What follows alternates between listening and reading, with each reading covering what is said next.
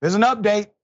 A man kills a 13-year-old child. Individuals say, listen, this was murder.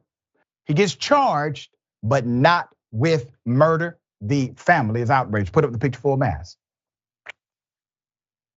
We brought you this story before. Franklin County grand jury has indicted Krieg Butler on multiple felony charges, fatally killing a 13-year-old Sinzae Reed last fall. None of the charges were for murder, however, despite witnesses noting that the suspect got out of his vehicle to shoot the teenager.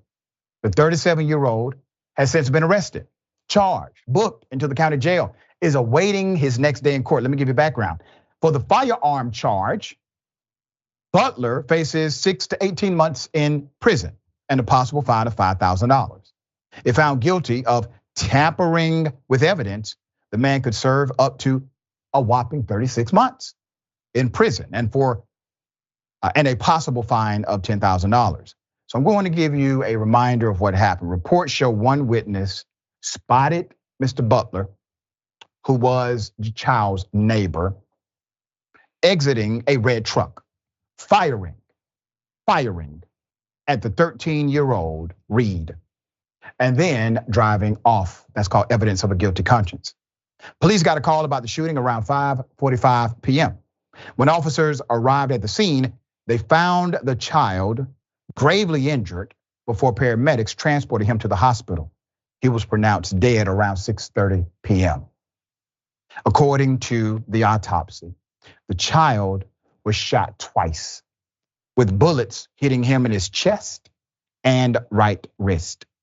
The Columbus Dispatch reports authorities arrested Butler for murder a day later with a $1 million bond. However, he was later released when those charges were dismissed 8 days after the shooting. Butler said he simply acted in self-defense. Let's put up the prosecutor. Franklin County prosecutor G. Gary Tyak. The Franklin County prosecutor's office states the dismissal was, and I quote, standard practice before sending it to the grand jury. The Dispatch reports under an Ohio law that went into effect in 2019, a potential suspect no longer has to prove they shot someone in self-defense. Instead, the burden rests on the prosecution.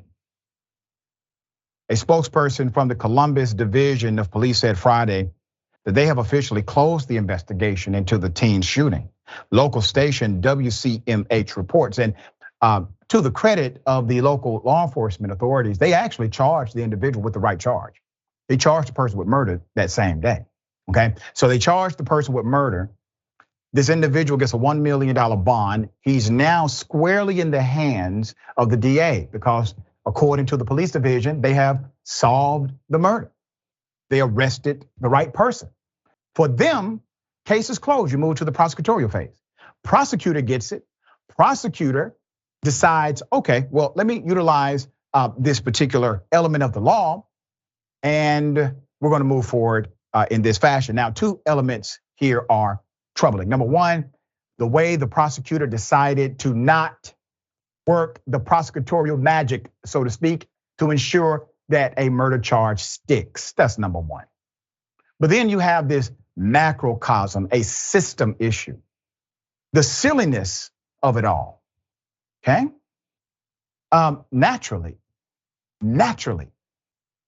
if the law states what the prosecutor interprets the law to state, it definitely should not apply, or the spirit of that law should not apply to help individuals who kill 13-year-olds get away with it, right?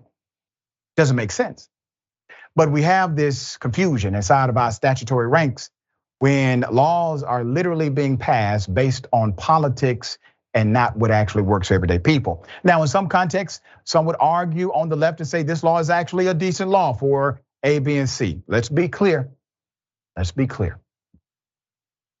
Implementation, execution, leadership, whoever is in charge will manipulate these rules, these policies, and these statutes to benefit them.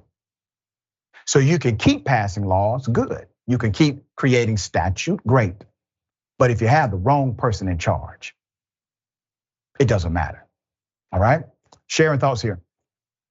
I'm sick. This little boy had same last name, that curly hair, but I love this child. And I don't understand how someone could hate this child so much. Yeah. That's what this is. And why we can't even let a grand jury decide when you have these district attorneys who are working overtime, not to work for justice, Dr. Richey, but to make sure people like that get off scot-free. The police who did their job and the charges, I guarantee you they were reprimanded in some way. I guarantee you somebody was spoken to about this. Let's put the picture back up again. One of the arguments, the primary argument that was made is that this grown-ass man was in fear of his life from a 13-year-old baby. So much so that he had to kill the 13-year-old child by jumping out of his truck, shooting him, getting back in his truck and driving off, according to the witness. That is his claim. His claim is being believed. As a matter of fact, I don't think it's even being believed. They don't give a damn. They don't care what the truth is. They just know he can get away with it because it plants a level of reasonable doubt. And at the end of the day, prosecutorial discretion rules the justice system.